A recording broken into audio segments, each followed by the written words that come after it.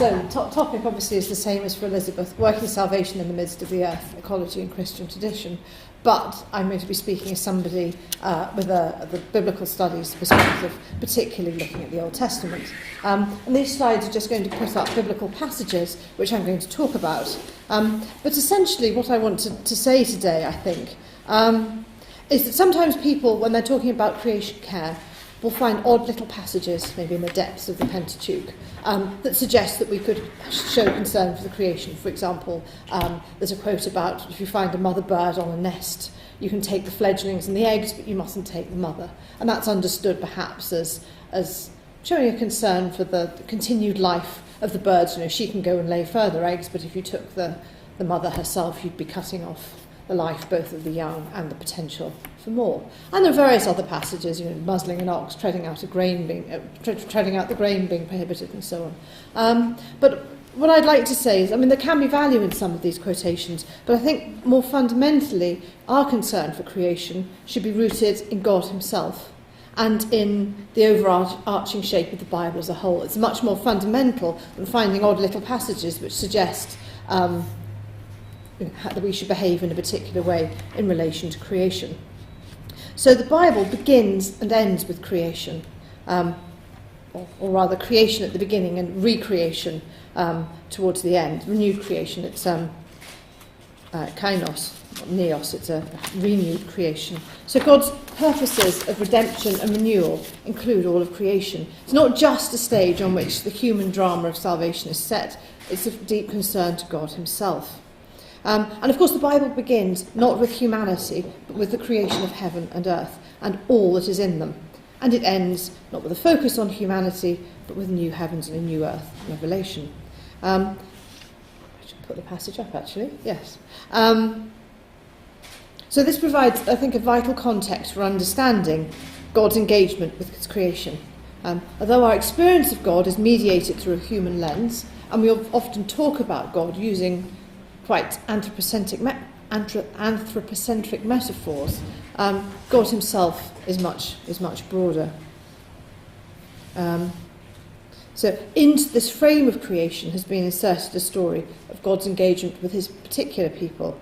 But that wider theological context invites us to imagine alternative pictures within that frame, the story of his relationship with sparrows or whales or whatever animal or plant we might supply. So creation is this frame around the whole story, but it should inform our understanding of everything in between. It provides the ultimate context for something that has a more limited focus within much of the Bible's contents. So here we are, the new creation. I'm making all things new, the new heaven and the new earth. So in creation, I've put here the certain words in red. This is the term bara, the verb that's used of God's particular creation. And significantly, it's used 7 times in the story of creation, and 7 is a number of completeness. But it's not just confined to humanity. It's there at the beginning. God created the heavens and the earth, and at the end, these are the generations of heaven and the earth when they were created. So everything is presumably encompassed within this. But there also seems to be a frame around the creation of the animals. So I'm afraid I've kind of jumped a few verses, but God made the wild animals of the earth and every kind and so on. Where is it? Verse 21. God created the great sea monsters and every living creature that moves, etc. Then it goes through the birds, the animals, and then we get the creation of the human beings. And although we have the word made in between, I think we have to think of this as a frame talking about all living animals, humanity included, being created by God himself. Although obviously there's a special emphasis that this poetic verse about the creation of humanity, God created humankind in his image. In the image of God he created them, male and female he created them, but it's not unique to humanity. Similarly, God saw that his creation was good. I haven't quoted the whole passage, but I'm sure you're all familiar that at every stage God stops and saw that it was good. And at the very end, God doesn't actually say that humanity is good directly. He makes the other animals and sees that they're good, which is quite unusual to stop partway through one day of creation and make that observation. And at the end, he then says he saw everything that he made, and it was very good. So there's something about the totality of creation and its complementarity, which is very good. which has interesting implications, I think, in terms of biodiversity and whatever. There's something about the interrelations and the complementarity of all that's in creation that's important to God. So that's the key things about creation, I think. It's not about humanity as an imagined pinnacle. The whole creation is very good. But God blesses creation. And again, that we tend to think of that as human. God blessed them and said, "Be fruitful and multiply and fill." But actually, he says that first of all, again, after the creation of the fish and the birds. It's not just about humanity. Obviously, the contentious bits about subjugation and dominion, which I'm conveniently going to leave to one side for now. But the fact is that God gave that blessing to other living creatures. And again, just as I said about bara, it comes after it applies to the creatures of the sea and to humanity. But we should probably read that into the other animal creations in between. I think similarly, if God said, "Be fruitful and multiply and fill the seas," to the fish and other aquatic creatures, we can reasonably assume that he wanted all the intervening species also to be fruitful and multiply and fill.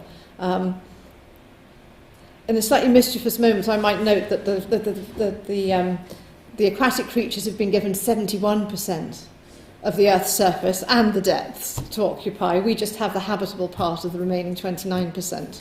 And that might just put ourselves into a better context. Within a biblical context, probably they were not aware quite of the proportions of the earth that we are. But I think that's a humbling thought that we ought to think about. But of course, the idea that God created everything and continues to be concerned for all his creation isn't confined to Genesis or Revelation. They may be the passages we turn to most when thinking about creation or new creation. But the Bible obviously contains innumerable references to God's interaction with creation, whether it's regulating seasons, providing food for animals, the alternation of day and night, provision of rain, all the rest of it. And two particular passages that show this, I think, are Psalm 104 or 103 in the Greek version, and Job 38-41, the divine speeches in Job. So here you are, God making the springs gush forth in the valleys, etc., giving drink to every wild animal. The birds have their homes in the branches, watering the mountains and so on. It's for everything, isn't it? And the grass to grow for the cattle and plants for people. So we have our place in creation, but very much among the totality of creatures. But the interesting thing is, God's not just interested in the animals immediately around us, ones that are neutral from a human perspective or beneficial.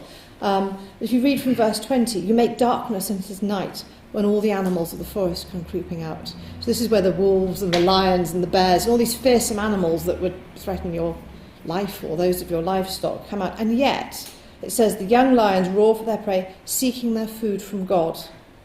And then you've got this lovely picture that then the sun goes down, they go back to their dens, and then humanity comes out. We have our place within the balance of creation, but it's one place alongside even creatures like lions that people would have found terrifying. That's all within the providence of God and the concern of God.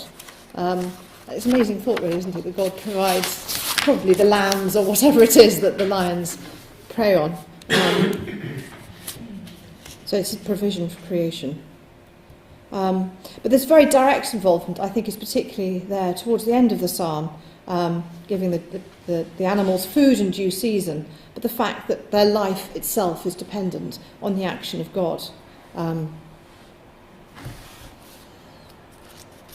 So life is only possible because of the ongoing commitment and action of God. Apparently every moment, really, isn't it? The provision and sustenance. And then if we turn to Job, again we have a similar thing about God. Well, Job being challenged, can you hunt prey for the lion or provide prey for the raven? And of course ravens were carrion eaters, so would have been viewed with great horror as deeply unclean and just utterly disgusting. And again, we've got the lions being fed by God. And yet, this is what God does. And again, if you look in verse 27, 26 to 27. He brings rain on a land where no one lives, on the desert which is empty of human life, to satisfy the waste and desolate land and to make the ground put forth grass. There's no human benefit in this, but God is intimately involved and committed to his earth in its totality. Particular favourite part of mine is God's celebration of the great beasts, Behemoth and Leviathan. So Behemoth literally means the beast or something like that. It's the word that's used collectively for cattle, but it means beast, animal.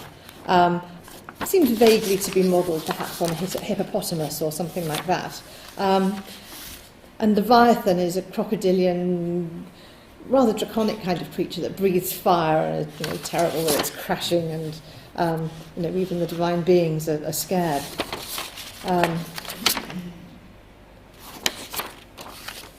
Nothing in creation can stand before these creatures, but God seems to pick them out as particular grounds for celebration. You think of all the animals he might have paraded before God, before Job, as worthy of celebration and as manifestations of God's power or goodness or whatever, and he's chosen these terrible creatures. And he's just immensely proud and delighted of them, isn't he? And we have Behemoth, which I made just as I made you. There's no species distinction here. The first of the great acts of God. And then Leviathan, on earth, has no equal. It's the highest praise, really, isn't it, for these creatures that are the cause of fear. They seem to be particularly favourable. I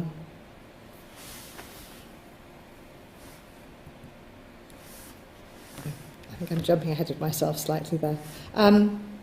Yeah. So I think in this context is where I think about wisdom as a kind of ordering principle of creation.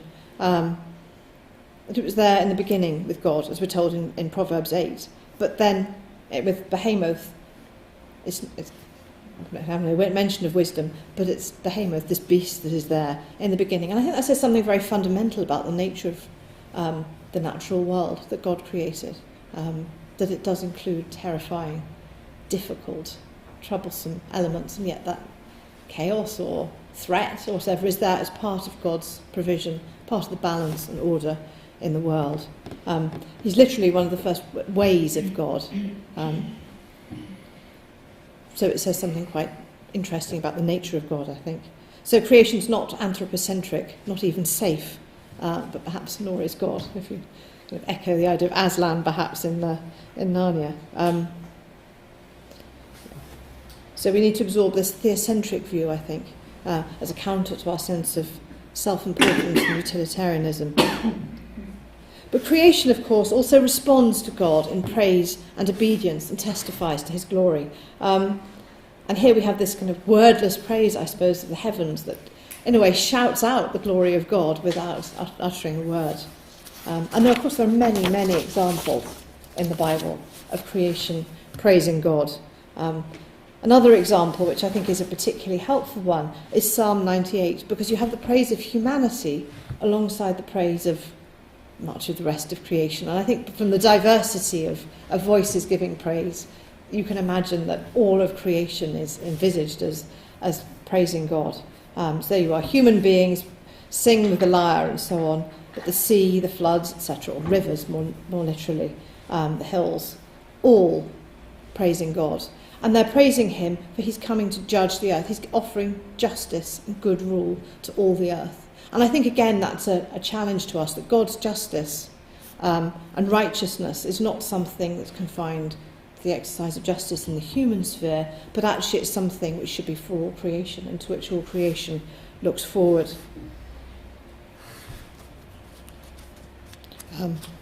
So I think that's a really important trigger, I think, to think about eco-justice, not just social justice. But wisdom is also seen in creation. It's understood in terms of part of the structure and good order of the cosmos. Of course, Job is a book of, comes under the classification of wisdom literature, and there it's pointing out that actually good order doesn't only mean just having nice things and nothing that challenges us in creation. But it's a really important principle that God created in wisdom. There's good order, good structure, and that's often mirrored into the systems of justice and social order as well. but it includes right order and balance, I think, in the interrelation of species and society and so on, and relations with God.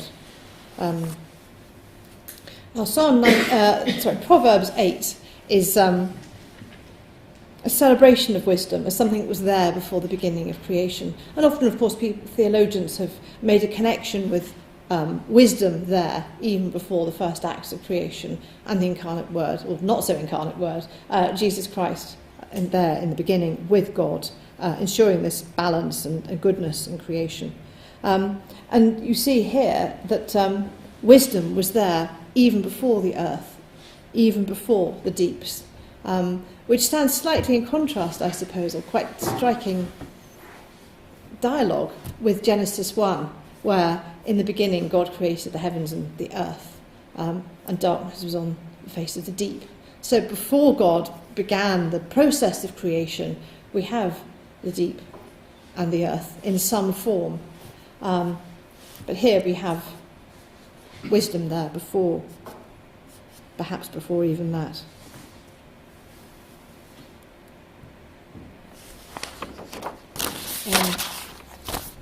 So we see here that good order is an essential part of the wisdom of creation. You notice this provision of the depths and the springs of the earth and soil so that life could be forthcoming and flourish. But there's also the restraint of the heavenly waters behind the firmament up above, and the setting of limits to the sea so that the dry land could be maintained, and with it the possibility of life.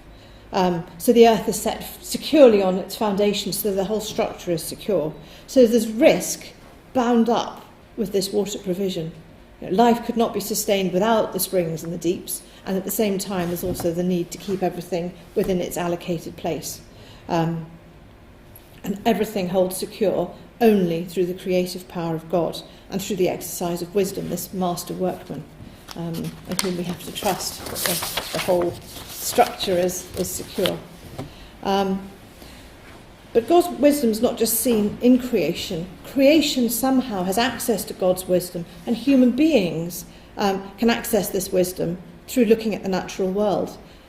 One very striking feature of the book of Job is that all the participants in the dialogue, whether it's Job, his friends, Elihu, or God himself, all refer incessantly to creation as a way of talking about the nature of the world, of order in the world, whether it's one in which the righteous flourish or one that's actually quite threatening and disordered. They all draw analogies from creation, because creation is the means through which you can understand God's purposes and the ways of the world.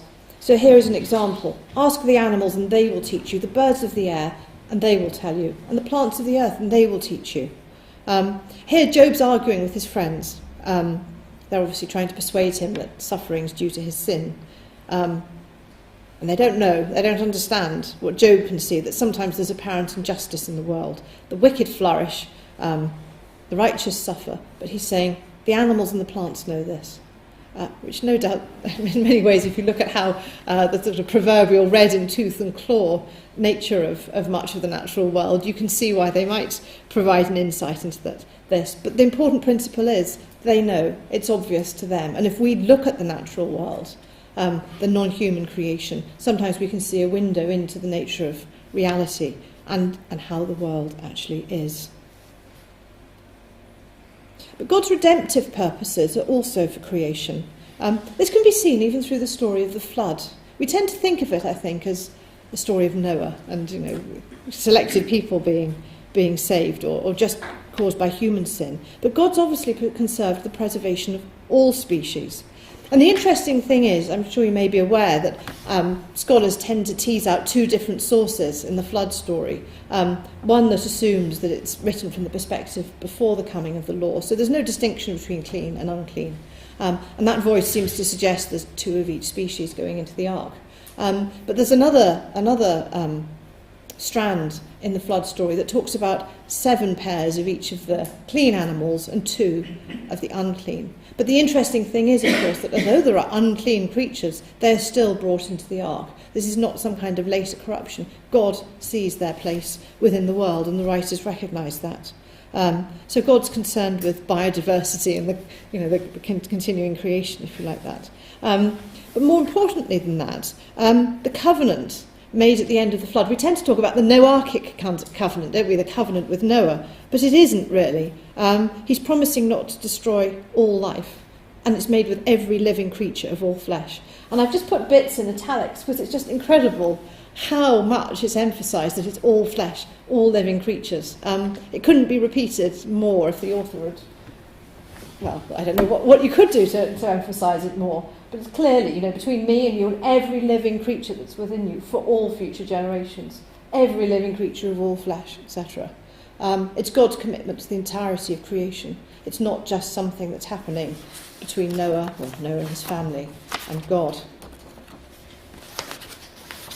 But of course, this idea of God's salvation of the entirety of creation, his commitment to it, redemption and so on, is there in the New Testament as well. I wouldn't pretend to know quite so much about the New Testament, but I'll try. So Colossians 1 is obviously much cited, verse 15 to 20. And again, this emphasis on all creation. So verse 16, all things in heaven and on earth were created, visible and invisible, etc. All things were created through him and for him. It's pretty emphatic, isn't it? And the last verse, through him God was pleased to reconcile to himself all things, whether on earth or in heaven, by making peace through the blood of his cross. It's a very inclusive kind of description, isn't it? Again, this emphasis on all. And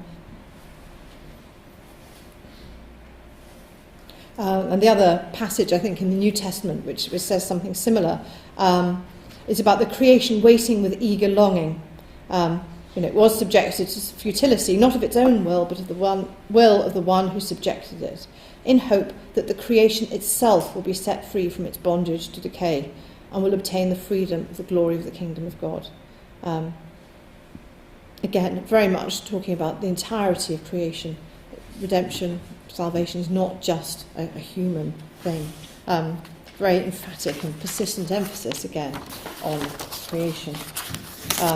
Here, groaning in bondage, waiting with eager longing to be set free from its bondage to decay. Very clear statement that when the time comes for God's redemption, it's for all creation in the new age. It suffers together, but it will be liberated together, redeemed together. But we also see, I think, the vision of the new age entailing the transformation of creation. So what we see in creation, just as the present time, in terms of human relations, we can see things that are not right and as God would intend. Similarly, in the relations of ourselves with the non-human creation, or maybe even the totality of creation with God, things are not entirely as they should be. If you look at Genesis 1, we see the ideal that creation was originally, or should be, vegetarian. God said, I've given you every plant yielding seed that's upon the face of all the earth, and every tree with seed in its fruit. You shall have them for food. And to every beast, etc., he's given the green plants. There's no talk of meat consumption. That only comes after the flood. And that's commonly understood as somehow an accommodation to the sin and the evil or whatever that was in the world by the time of the flood. So it suggests this is an ideal reflecting God's purpose, a vision of a peaceable kingdom. But of course that vision of peace between species is something that's also not just projected back into the beginning, but pushed forward to the ideal age. So Isaiah 11 obviously has this wonderful picture, very famous idea that the wolf shall live with the lamb, the leopard lie down with the kid, etc., and the little child lead them. They will not hurt or destroy in all my holy mountain.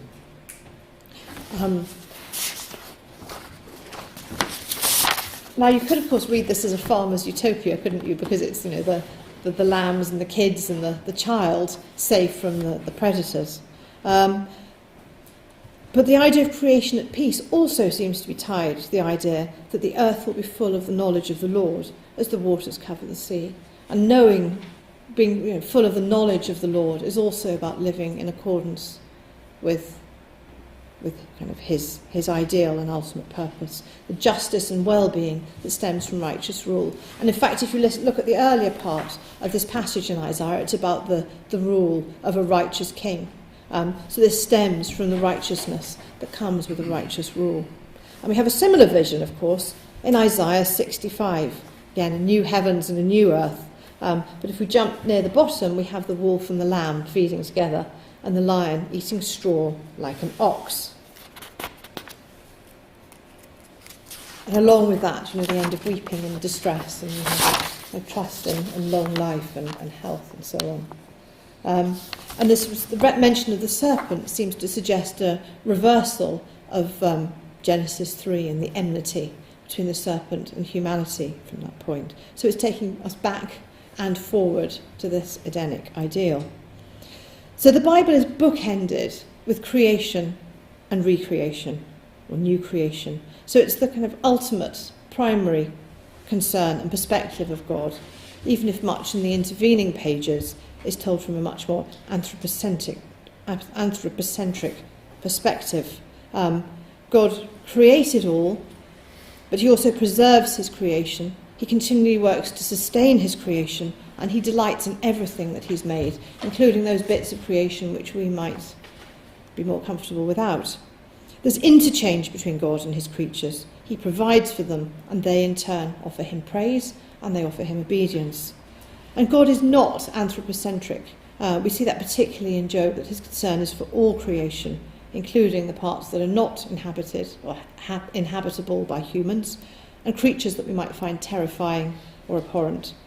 And God's concern isn't just limited to day-to-day provision, but to his ultimate purposes, with the redemption of all and the renewed heavens and earth, and this vision of peace and well-being for all creation. I'd just like to do, before ending, is to look at kind of a particular aspect of creation, the sea, which I'm particularly fond of. So we had this title, didn't we? Working Salvation in the Midst of the Earth. And I'm glad to be able to refer back to that, as it obviously brings into play the sea and the Psalms, which are two particular interests of mine. So Psalm 74 in the Hebrew, or 73 in the Greek. And of course the sea and the environment is something that's been very much brought to our attention since Blue Planet 2. It kind of opened up a whole world out there that's just beautiful and seems to give glory to its God by its existence, even though it's not often within our horizon. But also, I'm sure we're all aware of the impact of humanity, negative impacts on the welfare of many marine species. Of course, the Orthodox rather led the way with concern for the sea, with the ecumenical Patriarch Bartholomew and his floating symposia, which even I've heard of as an Anglican, so that has to be a good thing. So here we have this passage. God is my king from old, working salvation in the earth. You divided the sea by your might. You broke the heads of the dragons on the waters. You crushed the heads of Leviathan. You gave him his food for the creatures of the wilderness. You cut out openings for springs and torrents. You dried up ever-flowing streams. Yours is the day, yours also the night, etc. Now, on one level, this can just be read as a recollection of the Exodus. This is a lament psalm, coming from the time of the destruction of the temple, probably at the time of the Babylonian exile. And the structure of lament psalms tends to be crying out to God for help, and explaining what the problem is. The temple's destroyed and we're all very distressed, etc. And then there tends to be a recollection of God's amazing acts of salvation in the past. And that seems to perform, in many ways, two functions. One, I think, is for the benefit of the people speaking the psalm, that it reminds them of God's great acts, of his concern and his commitment and his capacity to act. But it's also a bit of a jolt to God himself, I think, that they've outlined the situation of need, they've cried to God for help, and now they're pointing out to him, you've done it before, this is the time to do it again. So the passage here is often described in terms of a battle with chaos, and Leviathan's understood as a kind of sea monster, a dragon-like figure, but also as representing the enemies of Israel and of God himself. And on one level, this is a recollection of the Exodus. If we read, you divided the sea by your might on its own, I don't think anyone would hesitate to say, oh, that's the Red Sea crossing. That's obvious. And opening springs and torrents may remind us of the cutting open of the striking of the rock to provide water in the wilderness.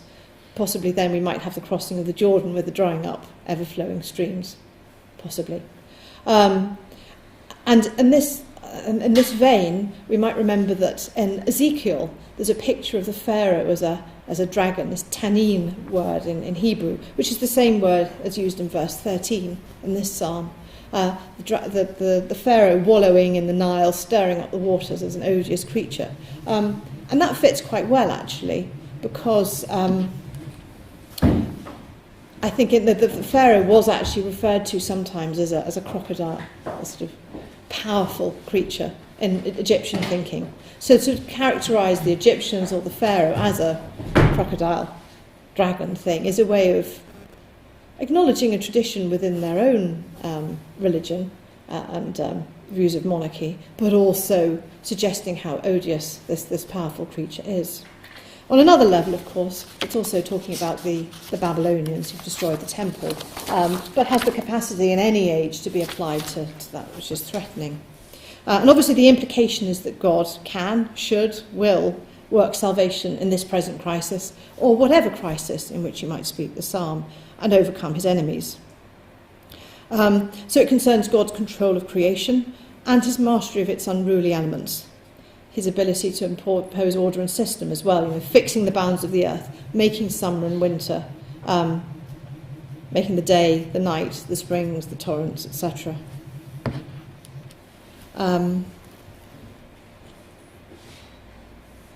So he maintains the boundaries of the earth where the land meets the sea. He ensures that everything remains fixed and stable. But a further implication is that he can ensure order in the human realm. He can assure political stability, justice and security, and order in creation translates into order in society, political order, security from enemies. And this passage is theologically important, I think, on a number of levels. First, it displays the importance of God's continued engagement with the work of ensuring order and stability in creation. It's not just something established in the beginning and left running like clockwork, but it's ongoing, and it manifests God's power and his salvific concern on a daily basis. The fact that we're still here and able to operate in the world, that despite a lot of uncertainty and danger is still mostly predictable, is something not to be taken for granted. Secondly, I think Psalm 74, or 73, depending on what numbering you use, reveals a view of reality that appreciates dangers to the continuation of creation and disruptions to ordered existence. We might crave order, but actually we can expect some levels of disorder, threat, unpredictability. And yet we should still place trust in God as the one who will ultimately ensure continuation of the created order. There's overarching continuity on the scale in which God operates, even when our more immediate experience is one of chaos and anxiety and threat. God doesn't eliminate danger and disruption, but he contains it and he orders it. Arguably, there's a place for much that we fear within creation. In fact, this perspective correlates in certain ways with a scientific understanding of the world. Genetic variations and mutations that enabled evolution to happen, and the whole complexity and beauty and diversity that we see around us also result in things like genetic diseases and cancers. There's a fine balance between the level of mutation and diversity, which will enable adaptation and change and development, and one that would just result in destruction. Volcanic eruptions, obviously potentially terrible in their immediate consequences, but they're the means of the replenishment of the Earth's crust. And apparently the minerals that come up from the depths of the Earth are very enriching compared with what's already on the surface. And then when snow waters melt or water runs down the mountains, it carries the nutrients down to nourish the rest of the Earth. Without randomness and unpredictability, we'd be breathing in and out the same molecules all the time, and we'd suffocate. But because there's this random turbulence within the air, we're okay. It's woven into the fabric of the cosmos. And Psalm 74 invites us to trust in the purposes of God and his continued work in the world, even when our confidence is shaken. But it also, I think, like the speeches of Job, shows God operating on a cosmic canvas. We can't fully comprehend or predict the ways of God. He's inscrutable and majestic, and his concerns and scales of operation are so much greater than our own even when he's still active there in the midst of the earth. He's still intimately involved in a way that we can't fully comprehend. I think this also has implications in countering the tendency to attribute all suffering in creation to the fall. Genetic mutations, movement of tectonic plates, tsunamis, all sorts of fearsome occurrences in creation, all antedate Homo sapiens and our nearest cousins by many millions of years. Creation is much less anthropocentric in its processes and in its composition than we often choose to think. Human sin obviously has much to answer for, and also often exacerbates the effects of natural phenomena, such as earthquakes or hurricanes or whatever else you care to mention. And it's seen in the impact of poverty, social inequality, corruption, say, for example, I don't know, with the Haiti earthquake or the flooding in New Orleans or any number of natural disasters. Oh, I've lost my last page. Goodness me. Come off, that's all right. This isn't to deny the presence of fearsome and unpredictable elements as woven within the fabric of God's ordered creation, as was brought out so powerfully in those passages from Job. The other side of the coin is the idea of an unfulfilled creation, one that's groaning, as in Romans 8, but in which ultimately death and suffering and disunity between creatures will be overcome, as in Isaiah 11 and 65 and in the book of Revelation. This now but not yet quality of the kingdom of God is really important, since Jesus places an onus on Christians to work towards that ideal, collaborating with God's purposes in striving to bring it to fruition. And yeah, that's it. Thank you.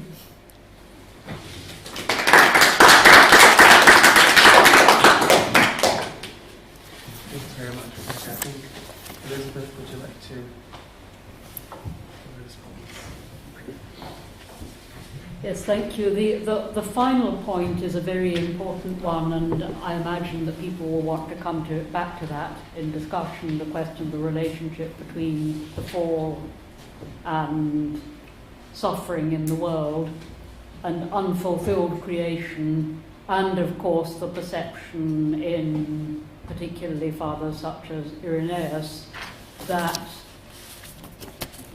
the fall is precisely the failure to effect that fulfillment. This is what man was called to do. As I say, I'm sure we'll come back to that and a few other things that I wanted to comment on. So much of this presentation could actually have been framed as a liturgical commentary on Orthodox services, and probably not only Orthodox, which is a reminder that worship is really the natural habitat of Scripture, and the Psalms in particular. Psalm 103 or 3/4, of course, beginning the liturgical day, when we praise God by giving this description of creation with that refrain from verse 24, and wisdom hast thou made all things. And actually in the Septuagint, verse 30, thou sendest forth thy spirit and they shall be made, it's future, so that is looking forward to the new creation. And again, those dangerous creatures that are equally God's handiwork, which we meet all of them praising the Lord in the Lord's Psalms. St. John Chrysostom, in his commentary on the Lord's Psalms, points out that actually a majority of the creatures praising the Lord are things like hailstorms that we often regard as negative. The heavens telling the glory of God was something that both of our talks touched on.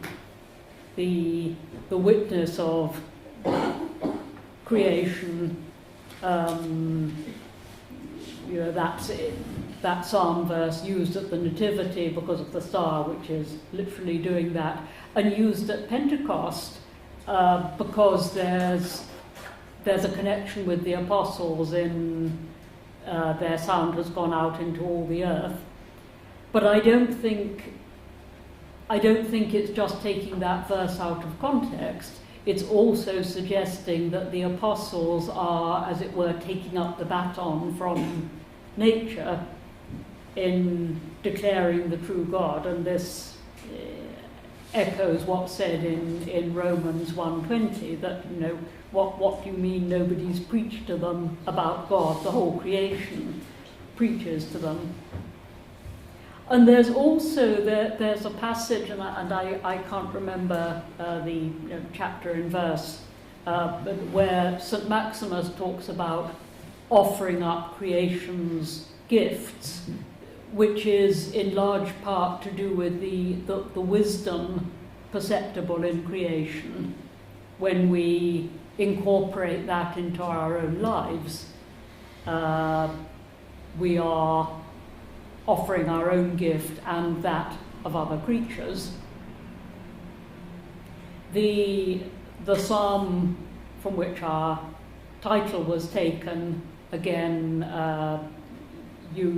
used at Theophany, the blessing of waters. There's an ancient tradition that the waters literally turned back at Christ's baptism. You know, early pilgrimages to the Holy Land were shown the mountains that had skipped on that occasion. And it's interesting that in the blessing of water prayers, again, you get this recollection, this anamnesis of different water miracles, baptism, drowning sin in the sea in the days of Noah, freeing the Hebrews from Pharaoh, the rock cleft in the wilderness. And the point of all this, well, this is leading up to the epiclesis of the Spirit upon the water, but the underlying point is the fountains are thy servants, that everything serves God, whether it's in going about its daily business, in particular miracles, or in sacramental life. And a final point, which I think has a bearing on the first question this morning, is that the parallel, again, we've got these repeated patterns, the order in creation and order in human society.